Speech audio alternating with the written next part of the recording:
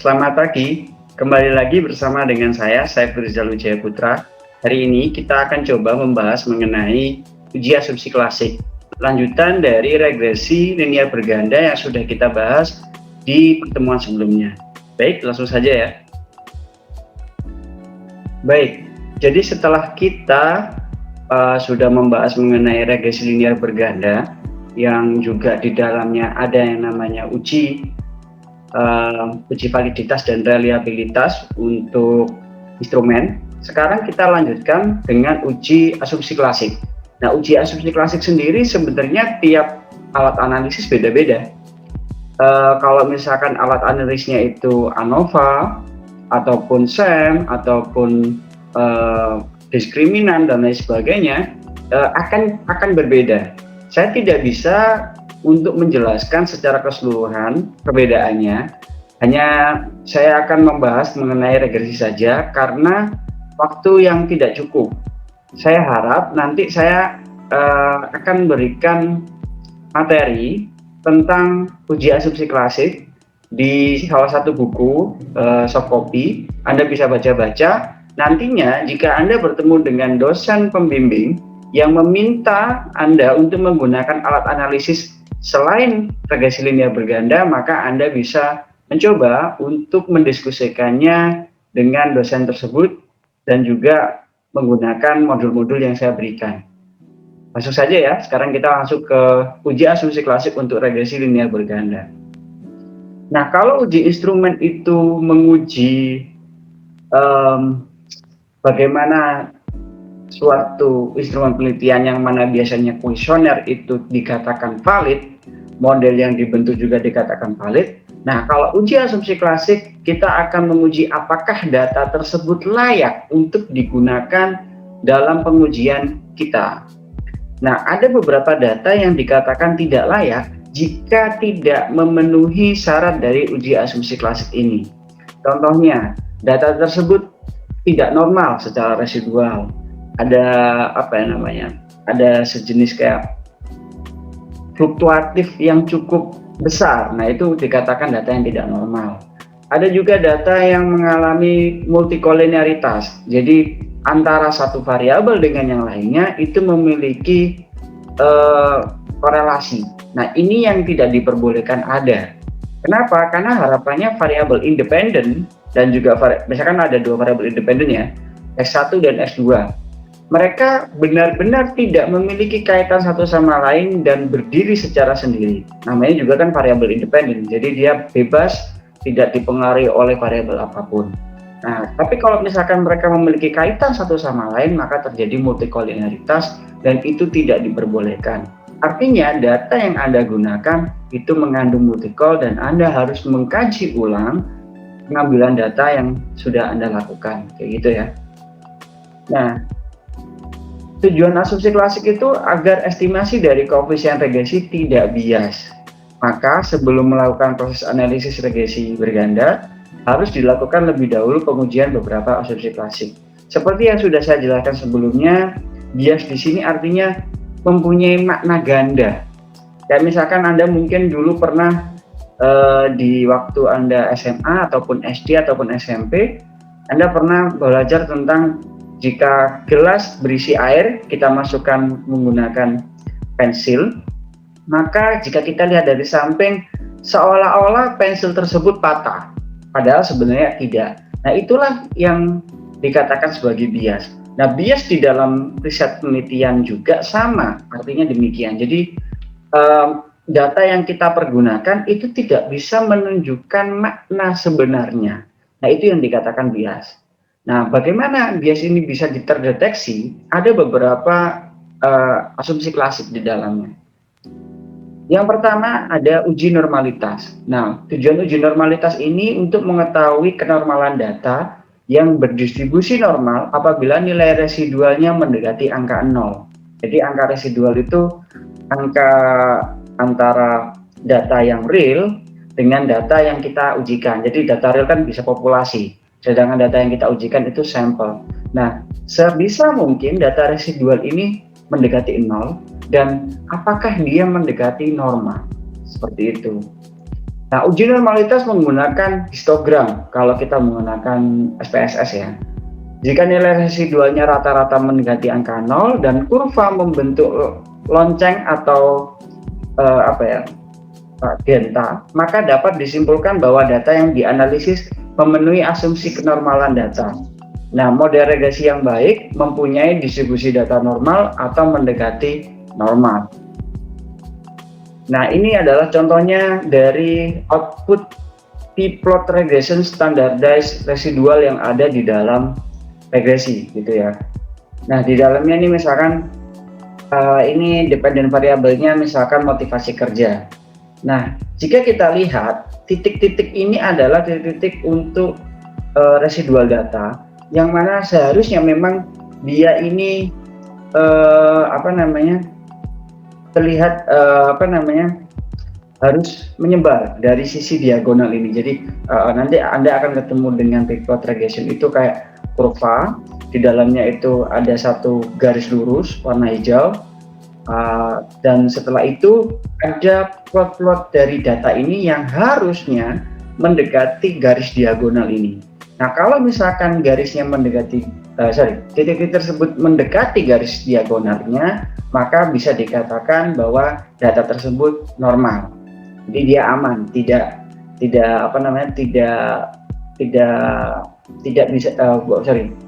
bisa dikatakan normal dan bukan tidak normal, gitu ya. Oke, selanjutnya ada uji heteroskedastisitas. Nah, tujuan dari uji heteroskedastisitas adalah untuk menunjukkan nilai varian dari pengamatan real dengan diharapkan Y dikurangi Y topi antar nilai Y tidaklah sama atau heterogen. Jadi antara Y dengan Y topi itu tidak boleh sama. Dia itu ada ada perbedaan seharusnya. Oke, deteksi adanya heteroskedastisitas, adanya ketidaksamaan varian nilai residualnya antara variabel yang dapat dideteksi, kita bisa menggunakan uji koefisien korelasi rank Spearman atau Spearman rank yang mengkorelasikan antara nilai absolut residual dengan setiap variabel bebas. Nah, kalau dari grafik kita juga bisa, jadi ada dua cara. Anda bisa menggunakan Spearman rank atau Anda bisa menggunakan scatter plot. Nah, dari scatter plot ini seharusnya dari nilai tersebar baik di atas maupun di bawah angka 0 pada sumbu Y berarti tidak terjadi heteroskedastisitas. Nah, yang paling utama adalah mereka tersebar, tidak membentuk suatu pola, sehingga model regresi layak dipakai untuk prediksi. Nah, contohnya seperti ini. Ini adalah contoh scatter plot. Jadi kita bisa gunakan kita lihat residual data yang sudah tersebar. Kalau misalkan dia membentuk pola entah itu garis lurus atau mungkin melingkar atau mungkin kotak, maka dia dikatakan tidak lolos heteroskedastisitas.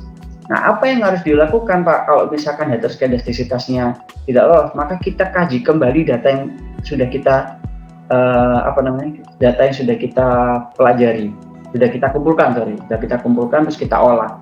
Apakah di situ ada data yang pada dasarnya tidak layak gitu? Nah, untuk beberapa kasus ada cara tertentu untuk bisa membuat data ini menjadi lebih smooth. Data ini lebih smooth dan dia menjadi menyebar. Saya tidak bisa menerangkannya secara langsung.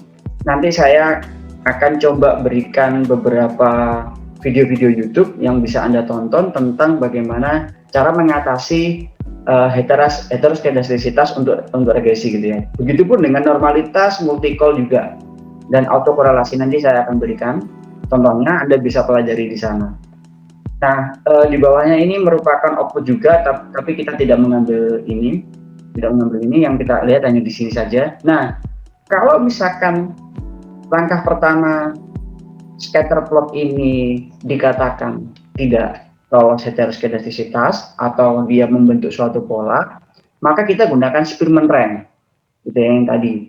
Nah, kalau pakai Spearman rank masih tidak lolos, maka kita atasi dengan cara-cara tertentu. Nah, itu cara-caranya saya tidak bisa menerangkan. Nanti saya kasihkan video-video YouTube, silakan baca-baca di sana, Anda perhatikan di sana gitu ya.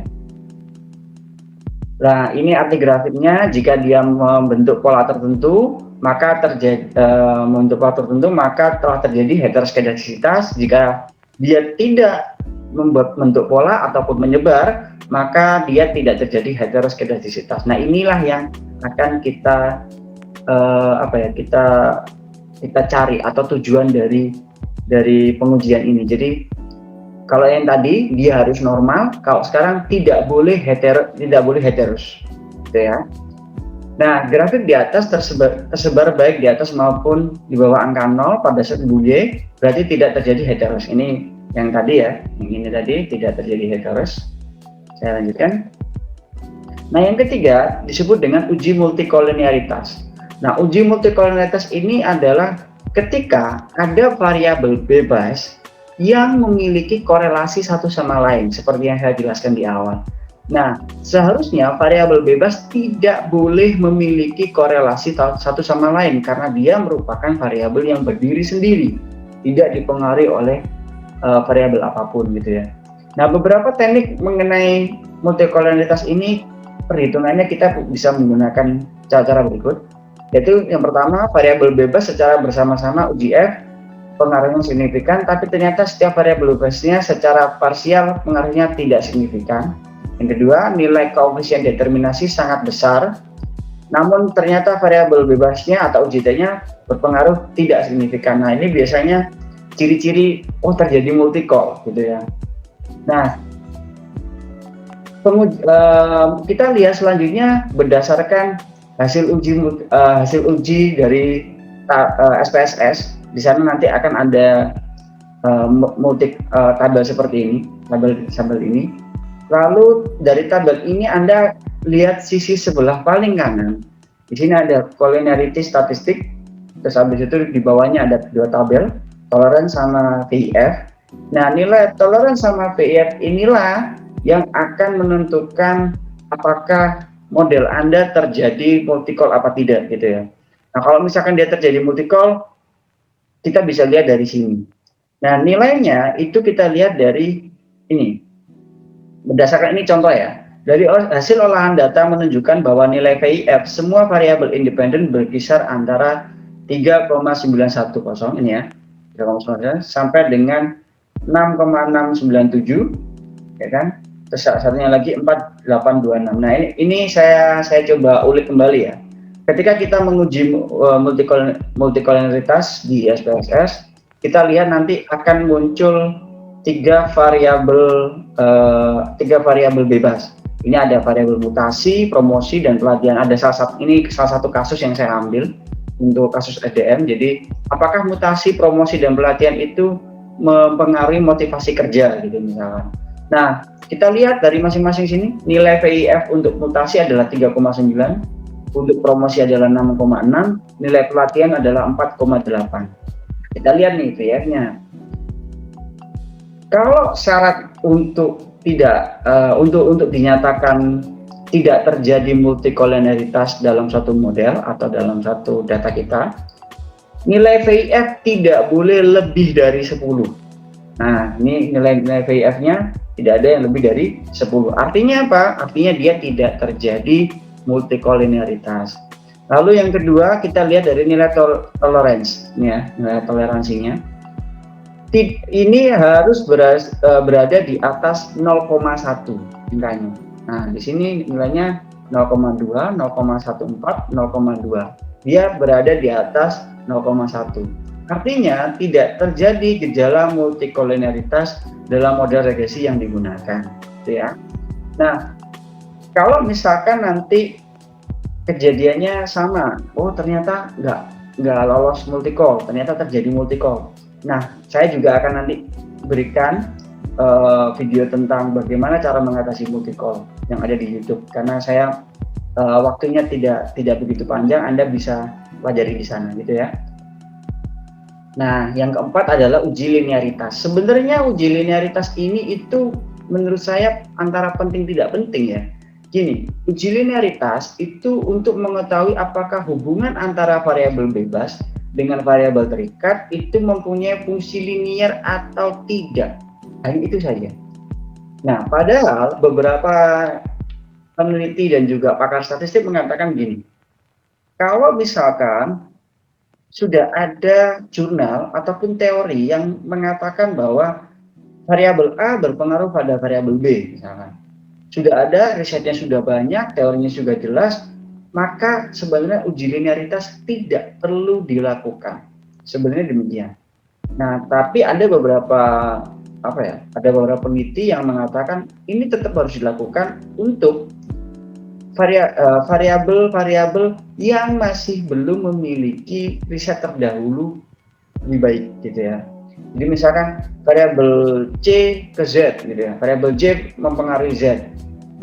Misalkan risetnya belum ada, teori juga belum kuat, maka yang harus kita lakukan adalah melakukan uji linearitas. Nah, untuk level S1, uji linearitas ini menurut saya tidak perlu, karena biasanya teori dan juga penelitian terdahulunya sudah cukup kuat. Anda jelaskan nanti di bab 2 gitu ya, di bab landasan teori dan juga penelitian terdahulu gitu ya, literatur review, tinjauan pustaka. Nah, pengujian uji linearitas ini bisa kita lakukan melalui scatter plot. Variabel bebas terhadap variabel terikat jika di antara nilai residual dan nilai prediksinya tidak membentuk pola tertentu atau dia acak, sehingga dapat dikatakan bahwa model regresi penelitian ini telah memenuhi asumsi linearitas. Jadi dia ini harusnya mirip dengan heteroskedastisitas tadi. Kita menggunakan scatter plot. Kalau misalkan dia tidak membentuk pola, maka dia sudah linearitas, gitu ya. Sebenarnya tidak perlu dilakukan, karena ketika kita sudah melakukan kita menggunakan heteroskedastisitas menggunakan scatter plot, maka uji linearitas juga sudah telah dilakukan, kecuali Anda menggunakan Spearman rank. Nah, kalau Anda menggunakan Spearman rank, ya sudah, berarti linearitas tidak bisa dilihat. Makanya kita menggunakan scatter plot, gitu ya. Nah, yang kelima adalah uji autokorelasi. Autokorelasi merupakan korelasi antar anggota observasi yang disusun menurut urutan waktu. Nah, ini asumsi klasik yang biasanya terjadi atau diujikan untuk kasus-kasus data yang berbentuk time series. Time series misalkan gini, dalam satu tahun kan ada Januari sampai Desember. Nah, data tersebut datanya urut Januari sampai Desember. Data tersebut biasanya data keuangan, akuntansi. Nah, biasanya datanya demikian. Ada juga data untuk kinerja dari pegawai tiap bulannya, atau mungkin tiap 1 bulan atau tiap semesternya itu ada. Nah, itu juga bisa terjadi yang namanya autokorelasi. Nah, ini tidak boleh terjadi. Autokorelasi, ingat ya, autokorelasi hanya dilakukan jika data Anda itu ada yang time series, jadi ada urut waktu. Kalau data Anda cross section hanya satu kurun waktu saja, maka tidak perlu menggunakan autokorelasi, itu ya. Nah, biasanya kalau Anda masuk ke konsentrasi keuangan, maka saran saya Anda harus belajar autokorelasi. Kalau Anda masuk ke sumber daya manusia, operasional, ataupun ke pemasaran, SDM juga, Anda tidak perlu melakukan uji autokorelasi jika data Anda itu cross section atau mengambil dalam satu kurun waktu saja. Nah, tujuannya adalah untuk menguji suatu model regresi linear apakah terdapat korelasi antara residual dari suatu periode ke periode lainnya, yang seperti yang sudah saya jelaskan tadi. Nah, beberapa penyebab autokorelasi itu yang pertama inersia, atau dalam bahasa Indonesianya itu kelembaman. Biasanya terjadi dalam fenomena ekonomi di mana sesuatu akan mempengaruhi sesuatu mengikuti siklus bisnis atau saling kait-mengkait. Jadi contohnya misalkan gini. Inflasi jangan inflasi deh. Misalkan kenaikan harga cabai gitu ya. Kenaikan harga cabai itu mempengaruhi harga produk lain. Nah, ini biasanya riset-riset yang ada di dalam ekonomi pembangunan. Biasanya untuk ekonomi regional itu biasanya kebijakannya ke sana. Nah, kalau misalkan di kurun mulai bulan Januari sampai bulan April harga cabai naik, maka dia akan bisa mempengaruhi harga-harga komoditi yang lain, misalkan beras atau mungkin minyak dan lain sebagainya, itu juga bisa naik. Nah, hal inilah yang sebenarnya tidak boleh terjadi, gitu ya. Jadi dalam kurun waktu antara satu produk dengan yang lainnya atau satu variabel dengan lainnya tidak boleh saling mempengaruhi. Jadi kurun waktunya ini harus benar-benar data yang urut waktu ini tidak boleh mempengaruhi data urut waktu milik variabel lainnya. Mereka harus benar-benar berdiri sendiri, gitu ya. Itu nggak boleh. Nah, yang kedua adalah terjadi bias. Dalam spesifikasi yaitu ada beberapa variabel yang tidak termasuk dalam model. Nah, ini kalau kita kembali lagi seperti penjelasan saya di pertemuan pertama kali ya, saya lupa. Kalau nggak pertama, kedua, ada beberapa variabel yang masuk ke dalam model kita, meskipun kita tidak melakukan, tidak memasukkannya dalam model. Contoh misalkan kebijakan dari pemerintah. Lalu ada juga faktor-faktor lain, bencana alam. Nah, itu faktor yang tidak kita perhitungkan tapi ada dan secara nggak langsung mempengaruhi. Nah, ini harus kita antisipasi kayak gitu ya. Antisipasinya nanti sama juga, autokorelasi ini ada cara untuk mengatasinya. Nanti saya akan kasih videonya gitu juga.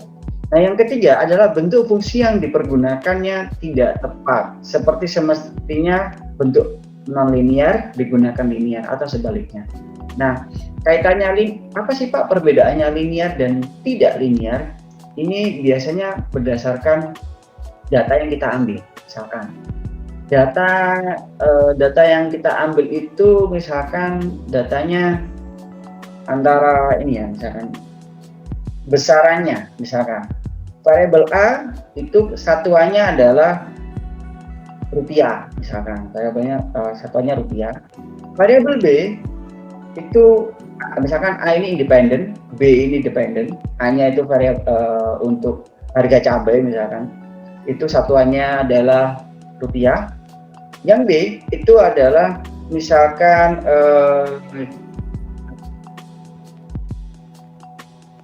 misalkan harga misalkan ini misalkan PDB gitu ya, produk domestik bruto atau pendapatan dari masyarakat itu, tapi kita tidak menggunakan rupiah, kita menggunakan dolar. Nah, perbedaan inilah yang biasanya terjadi bentuk tidak linear. Nah, inilah yang harus kita hindari gitu ya. Nah, ini deteksi autokorelasinya kita gunakan gini. Kita menggunakan nilai Durbin-Watson atau bisa disebut dengan nilai DW. Dasar kriteria mengenai angka DW untuk mendeteksi autokorelasi, yaitu yang pertama caranya adalah buka tabel Durbin-Watson. Nah, yang kedua, cari angka DL dan DU sesuai dengan N, jumlah observasi yang kita gunakan dalam riset. Lalu juga tingkat error atau alfanya yang kita tentukan, lalu K atau jumlah variabel independen yang kita pergunakan, kayak gitu ya. Nah, habis itu kita hitung ini ya, kita hitung 4 min DU dan 4 min DL, buat gambar seperti di samping kiri sesuai ini, gambar yang ini. Yang selanjutnya sesuaikan nilai output Durbin-Watson hitung, ada SPSS dengan gambar di kiri, jadi nanti ada output SPSS, kita cari angkanya di sini. Lalu tentukan apakah ada korelasi atau tidak, gitu ya. Nah, ini saya tampilkan nilai ini tabel Durbin-Watson untuk yang alfanya 5% atau tingkat errornya 5%. Anda bisa cek di Google Drive di YouTube saya juga ada, di Spada juga sudah saya sediakan. Di situ ada tabel Durbin-Watson, Anda bisa pergunakan kalau Anda nanti ketemu autokorelasi. Nah, ini adalah tampilan dari tabel Durbin-Watson. Dari sini kita lihat ini adalah kolom N atau jumlah observasi yang kita gunakan. Lalu kolom K ini adalah variabel bebas yang kita bentuk dalam model kita. Lalu ada nilai DLDU. Ini ya, nilai DLDU ini kita ambil. Terus habis itu kita tentukan nih. Pertama, kita cari dulu N-nya berapa. Misalkan N-nya ini 20. Nah, ini berarti di sini ya 20. Barisnya berarti antara yang ini. Kita cari K-nya berapa. Variabel bebas yang kita gunakan ada berapa? Misalkan variabel bebasnya ada 3. Maka kita cari di sini 20. Kita begini berarti ini adalah nilai DLDU-nya ya. Ketemu 0,99 sama 1,67. Oke. Sekarang kita masuk ke contoh misalkan ya. Kita masuk ke contoh. Ini adalah contohnya, saya perbesar dulu. Oke. Nah, ini misalkan hasil uji autokorelasi output SPSS. Ini adalah ini ya, model summary dari output SPSS. Di sini kita langsung lihat dari kolom paling kanan, Darwin-Watson ini. Nilainya adalah 1,7. Nah, ini adalah 1,7. Ingat, pertama langkah yang harus kita lakukan adalah ini, buka tabel Darwin-Watson. Kita buka tabel Darwin-Watson. Nah, misalkan datanya adalah jumlahnya 80 observasinya 80 orang. K-nya ini adalah 3, jumlah variabel ini ya, variabel bebasnya ini. Ada pelatihan, mutasi, sama promosi, ini ada 3 ya. Prediktor ini maksudnya variabel bebas, pelatihan, mutasi, promosi. Kita tulis K-nya 3, alfanya adalah 5%. Alpha ini adalah tingkat error. Tingkat errornya ini untuk social science itu biasanya antara 1 sampai 10%. Tapi saya bisa menggunakan 5%. Kenapa? 5% itu nilai yang banyak disepakati oleh peneliti dan juga akademisi, nilai yang cukup di tengah-tengah gitu. Tidak begitu besar, tidak begitu kecil. 5%. Nah, kita lihat nih. Kalau N-nya 80, K-nya 3, di alfa 5%, maka berapa DLDU-nya? Kita lihat nih di sini. Ini adalah nilai DLDU. Ya, Tadi N-nya tadi berapa? 80 ya. 80. K-nya ini 3. Nah, ini berarti kolom yang ini. Kita cari di kolom ini 80 turun. Nah, ini di kolom ini ya. 80. Untuk K-nya 3 berarti di sini 1,56 dan juga 1,715. Sekarang kita masukkan lagi ke sini. 1,56 untuk DL-nya, DU-nya 1,71. Nah, sudah ketemu nih angka DLDU-nya. Maka PR selanjutnya kita adalah buat dulu ini garis penentunya ini. Jadi kita buat antara 0 sampai 4 ini, mohon maaf saya lupa ini harusnya di sini ada angka 4 gitu ya. 0 sampai 4. Lalu kita buat titik-titik tertentu untuk menunjukkan DL, DU dan 4 min DU dan juga 4 min DL. Ini misalkan ini ya. DL-nya di sebelah sini, ini DU-nya sebelah sini, 4 min DU-nya di sini, 4 min DL-nya di sini. Nah, di sini 0, di sini 4. Nah, habis itu kita buat kita masukkan masing-masing nilainya ya. DL-nya 1,56, DU-nya 1,71. Nah, untuk 4 min DU berarti 4 dikurangi dengan DU-nya 1,71. Jadi 4 dikurangi 1,71 hasilnya adalah 2,29.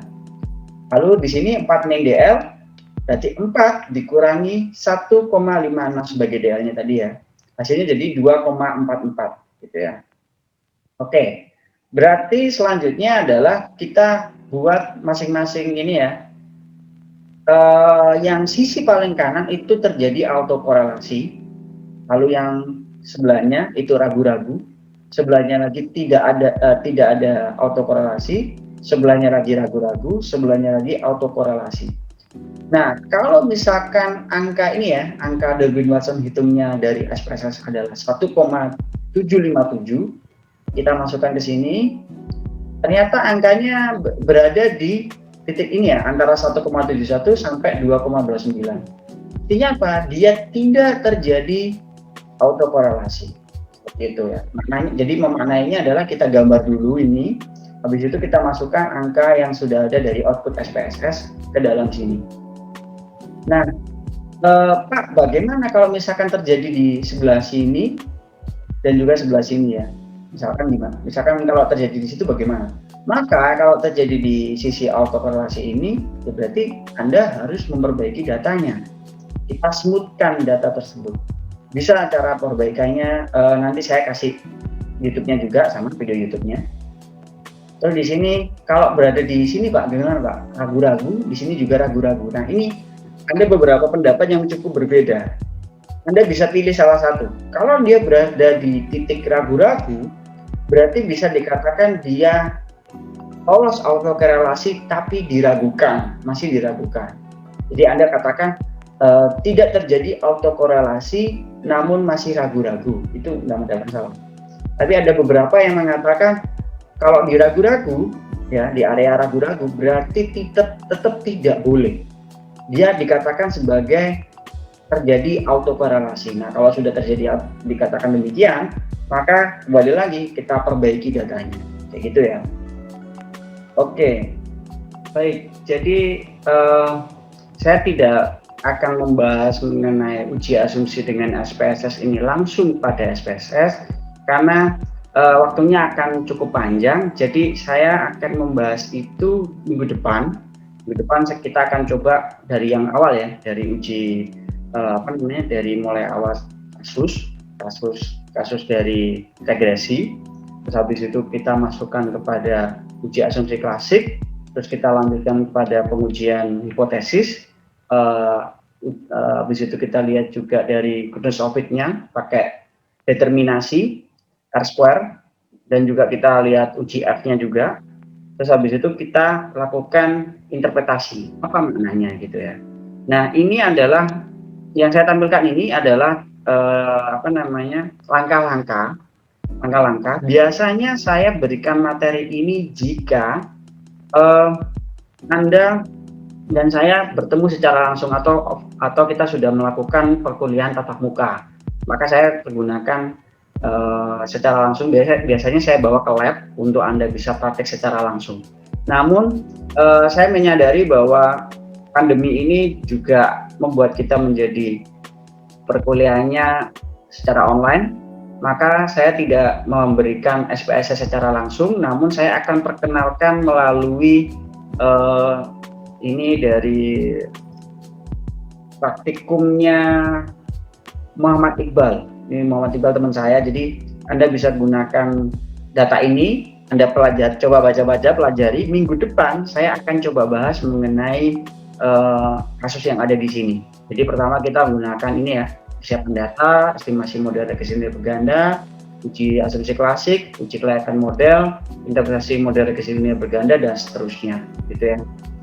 Nah, tapi di sini tidak ada yang tidak dijelaskan, ya kan? Tidak dijelaskan mengenai uji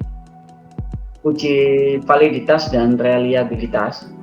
Jadi Anda akan saya bawa ke asumsi klasik, pengujian hipotesis, dan juga langsung ke Kudus-Ovit, terus interpretasi. Kenapa? Karena biasanya untuk uji validitas dan reliabilitas dipergunakan untuk kasus-kasus yang mana berbentuk kuesioner, gitu ya.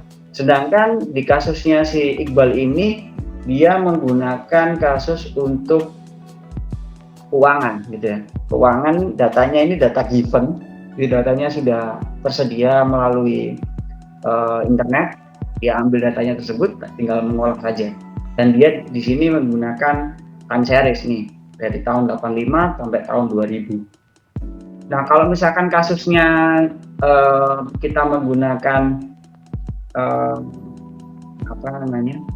kita menggunakan kuesioner, gitu ya, kita menggunakan kuesioner, maka otomatis ya kita harus melakukan uji validitas dan reliabilitas atau uji instrumen. Tapi itu untuk lain hari, Anda bisa pelajari hal tersebut di buku-buku yang saya berikan. Nanti juga Anda silakan berdiskusi dengan dosen pembimbing Anda sendiri, insya Allah akan lebih mudah, gitu ya. Baik, mungkin demikian yang bisa saya sampaikan kepada Anda. Semoga apa yang Anda pelajari hari ini bisa bermanfaat ke depannya. Terima kasih. Wassalamualaikum warahmatullahi wabarakatuh.